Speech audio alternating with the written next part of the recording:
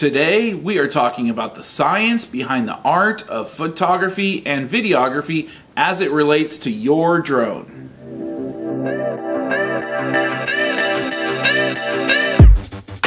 So when talking about photography and videography, a professional level camera such as this gives you lots and lots of options. It gives you full control over your image capture, whether it is for still images or for videography. In comparison, you can see lots of differences. If you look hard, you can see the camera right there on the Spark. It is much smaller than this big beast, and it comes with it some powerful capabilities to get some great images and videos, but there are some limitations of this. So let's talk about what those are, how it works, and how to get the most out of it. We are going to use this professional level camera to talk about some of the different major components that go into the making of a great image, whether that is a still photograph or a video. Now, as you can see, a major part of this professional camera is this lens right here that goes from this part to this part.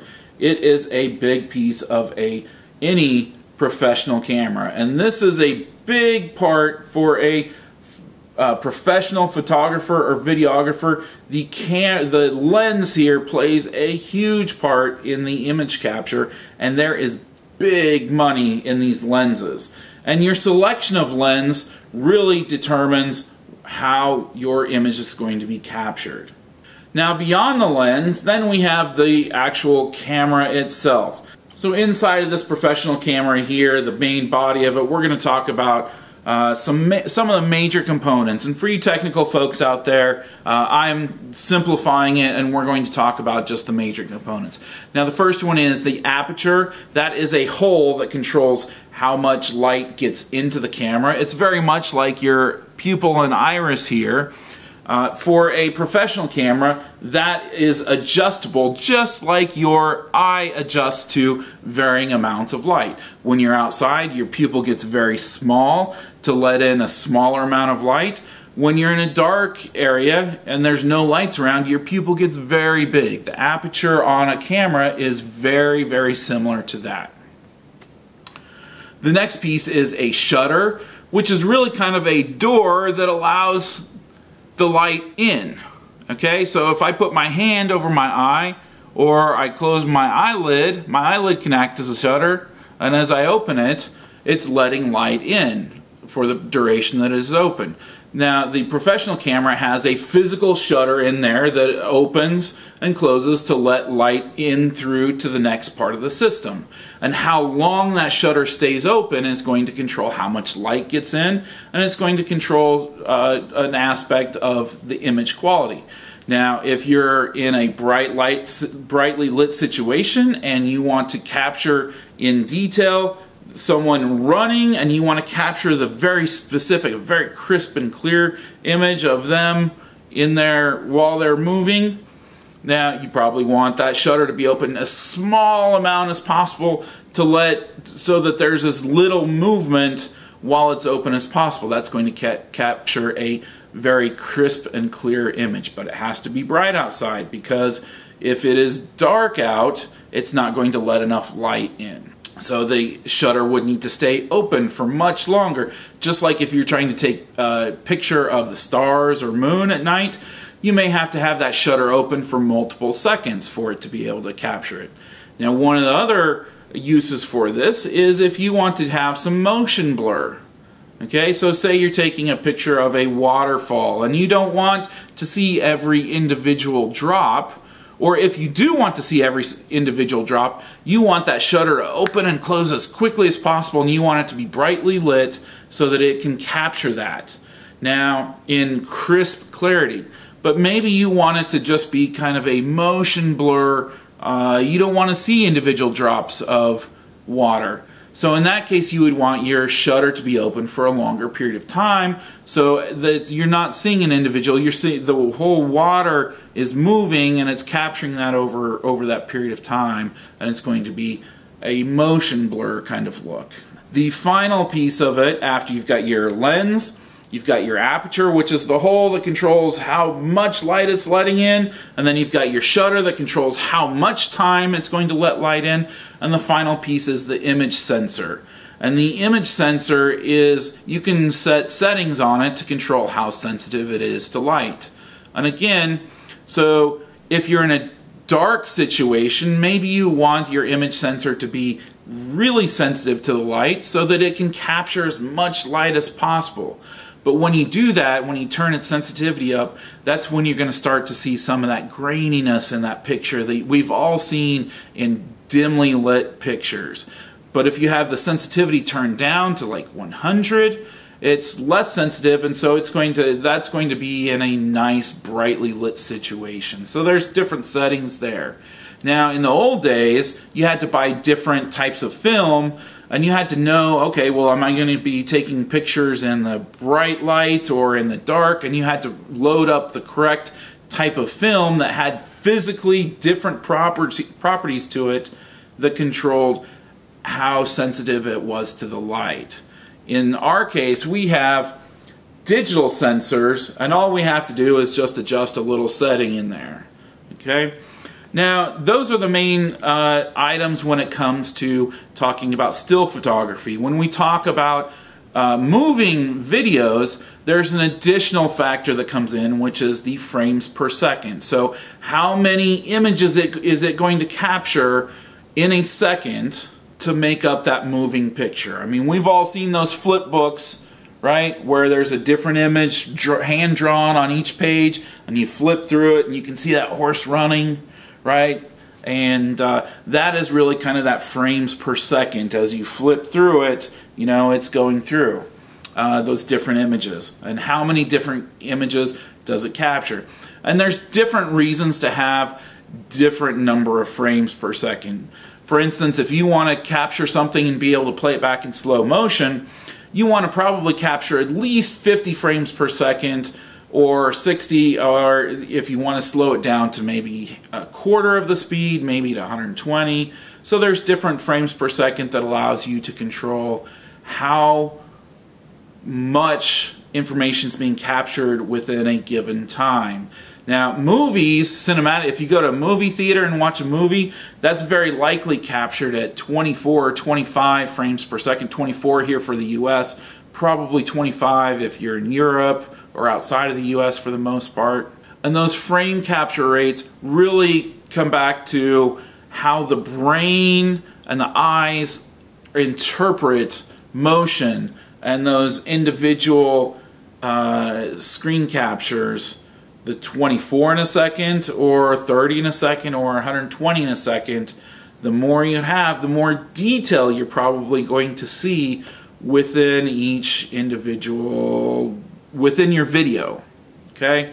So if you've got a car driving along and you want to see the very detail of it, or you're panning across a scenic area and you want to see every individual leaf and so on, you probably want your frame rate a bit higher. But if you want that natural cinematic, like has a little bit of that motion blur to it, 24, 25 frames per second is going to be a more natural cinematic look. So as you can see, the lens, the aperture that controls how much light. Now the other part that I forgot to talk about the aperture is that it also controls the depth of field. Okay, so as you can see here as I'm recording, there is a good depth of field, I guess. So I'm in focus, this pillow's in focus, probably the couch is in focus, this plant is in focus. And so it has a deep depth of field, whereas if you change your aperture to a different setting, you could get it so that just whatever is in focus, whatever your main focus is in focus, but everything else behind you is kind of blurry. For instance, say you wanted a picture of a bird coming in and grabbing fish out of the water, right? Well, you probably want that bird and that water just right there where it's grabbing it. You want that in focus, but the mountains and the water and the trees that are in the background, you don't need to see every single detail of that, right? That's just going to get in the way of the image. You want that to be kind of blurred out, right? So the focus of your eye goes directly on that bird, okay? So that's another place where aperture comes into play. Now the final quality of your image, whether it is a still photograph or a video, comes down to the combination of the lens, the aperture setting at the time that it's taken, the shutter speed, and the image sensor settings. All of those come into play in how you fit those together is going to change how the scene is interpreted. Okay? So you could have two different cameras, the same exact camera, right? Same professional camera here, and with the same lens, you could have another one sit right here, and we could both take a picture of the same bird, grabbing that fish out of the lake, and two different photographers could get two completely different images out of those two identical pieces of hardware, and that's because of the different settings. Different aperture settings, different shutter speeds, different sensor sensitivity settings. And so that's really where the art comes into the science. The science is understanding what all those different pieces are. The art really becomes, how do you put those different pieces together and how do you frame that image to get something that is beautiful and scenic and is pleasing to the eye. And that's going to be something that is somewhat subjective. Okay, so let's relate all of that stuff back to our DJI Spark, and the DJI Mavic is going to be pretty much the same as we're talking through all these items. So in terms of the lens, we don't have control over that like we do here. We can change out this lens. We cannot change out this lens. It is a fixed lens, so you can't adjust that. Okay. Now the aperture, remember that's what we said is the hole that allows light, how much light comes in. We have a fixed aperture here. It cannot be adjusted. So that's something we don't have any influence over. Now the shutter speed, now it doesn't have a physical shutter that physically opens and closes to block the light, but it does have an electronic shutter that allows you to be able to control how quickly and how long you're doing your exposure. And then you have the image sensor, and you can control the sensitivity of that. So that's really where our two main settings for still photography come from that it allows us to be able to control are in terms of the shutter speed and the image or the sensor sensitivity. Now the last piece that we talked about is and this is for videography, for videos, is the frame rate, so the frames per second. So we talked about for movies, they're probably captured at 24 frames per second here in the US, or 25 in Europe and other parts of the world. Now the Spark is very limited in this particular capacity as well. It only has 30 frames per second. You can't adjust that at all. Now the DJI Mavic Pro, it does have other settings. You can set to other frame rates. And so that is an important piece. But for the Spark, we have 30 frames per second. And this is going to become very important. So for the Spark, we can't change the frame rate, we can't change the lens, we can't change the aperture, but we can change the shutter speed and the ISO, which is the sensor sensitivity. So we have those two capabilities to be able to adjust to improve our image. Whether we're talking about doing still photos or videos, the Spark has basically two different modes that you can do for capturing those images. And that is you can leave it in fully auto mode, or you can put it into manual mode and allow yourself to be able to control some of those settings. Now if you are in auto mode, it will use its brain, it'll kind of analyze the lighting of the situation, and it'll try and figure out its best what settings to use for the ISO and for the shutter speed to determine the best settings to make the best picture for you. Now, it does a really good job. Now, does it do perfect? No, absolutely not. I've seen a lot of you guys post pictures in forums and I've read a lot of articles, and I've seen some really good pictures and videos that come out of the Sparks, and even more that come out of the Mavic. If you leave it in automatic mode, it's going to do a pretty good job, and especially with photos, I think it's going to do a pretty good job. One of the things with doing a video on a moving platform such as a drone, whether you're talking about the Spark or Mavic or some other drone, is that you're talking about a dynamic situation. So you might be flying directly into the sun, which is going to have one set of parameters that's probably going to give you a good image. You could pan your camera down, straight down to the ground, which is much darker, and so it's going to try and it's going to dynamically keep changing those settings to try and do what it thinks is best to be able to capture that. Now it's that transition in between those different settings, and even just, you know, if you're not pointed at the sun, you're pointed down to the ground, you're flying, and clouds are coming over, that presents a challenging scenario as well. So a lot of people will choose to try and do manual settings so that they have control over what it's doing, and it's not dynamically changing it for those different scenarios. They're able to set the setting, do a flight, capture their video, and hopefully get the best quality out of it. And that's where going to the manual mode, so that it's not when it's in that auto mode, it's not fluctuating back and forth, and that transition, you know, just makes for a less scenic video. If you're able to nail those settings for the image capture, then you can make an even better video. Remember, with this type of camera, we have full control over our image. We can change our lens, we can change the aperture, which is again is that hole that controls how much light gets in.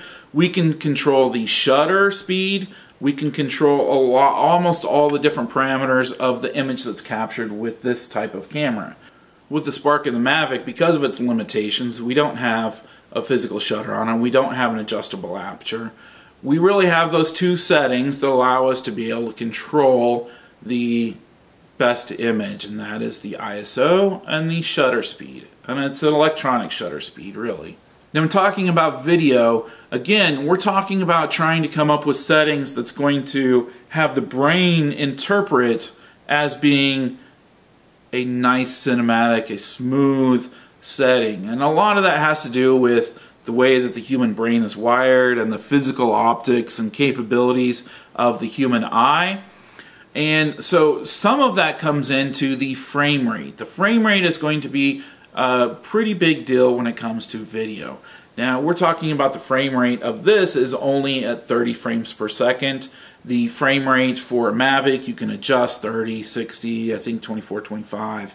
So you have more options there to be able to control what your video looks like on the Mavic than you do on the Spark. But with the Mavic, you are still limited on the aperture and the shutter capabilities and the lens. Now, again, going back to what the brain translates as something that looks nice, there is this rule of 180.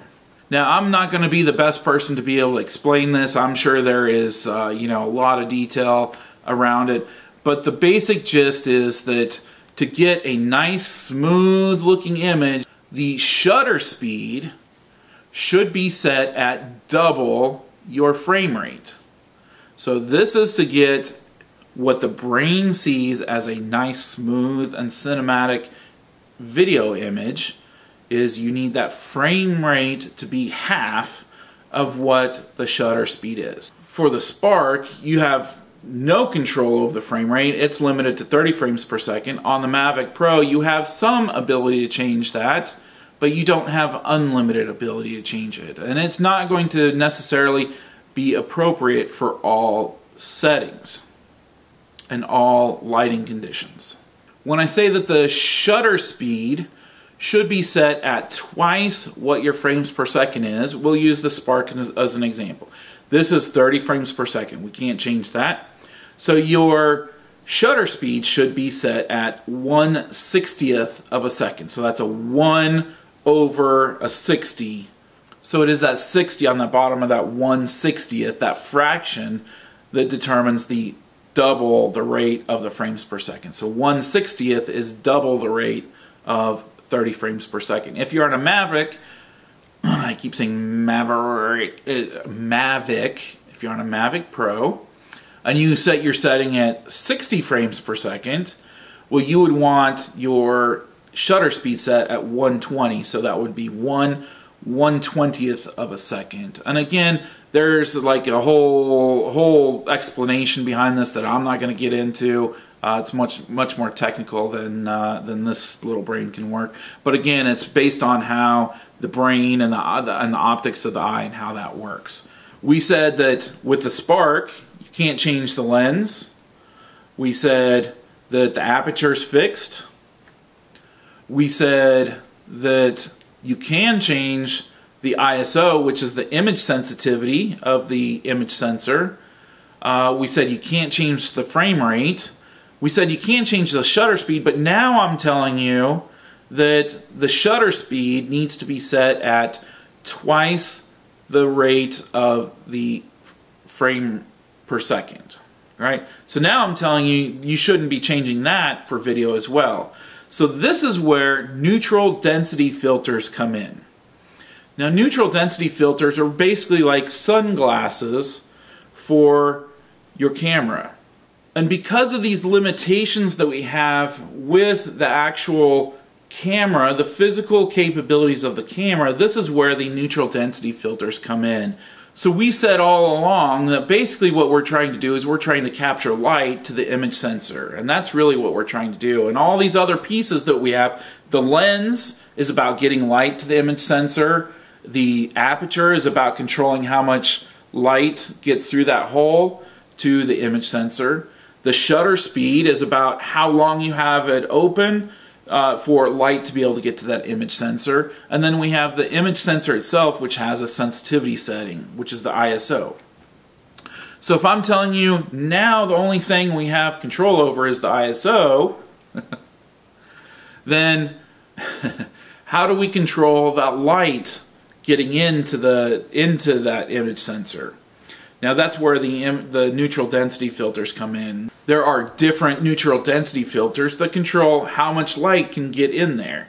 So I'm going to show you in future videos some examples of neutral density filters. So in the next couple of videos, we are going to dive into neutral density filters. That's going to be the next topic. So I hate to leave you hanging here, but that is really what we have for today, is really talking about the science behind the art of taking videos and pictures with your drones.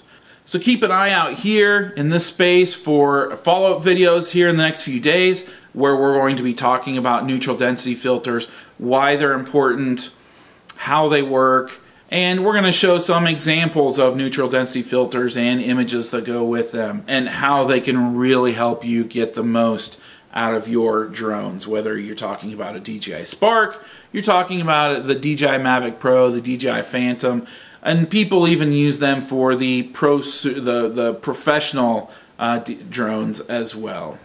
If you love the content we're putting together here, I would love for you to hit that subscribe button and join us as we move forward. We got a lot more content. As I said, we've got a follow-up to this video coming where we're going to be talking about neutral density filters and why they can help you get the most out of your drones. We've got a lot more content beyond that coming. I'm excited. I've got a whole list of items for new videos that we're going to be coming out with. I'm going to try and pump them out as quickly as we can. So I'd love for you to hit that subscribe button. If you like what we're doing, hit that like button. I hope to see you on another video very, very soon. Hope you have a fantastic day. If you're not having a great day, try and make it a great day. Get out, do something, have some fun, and make it a great one. All right, we'll catch you later. Ciao.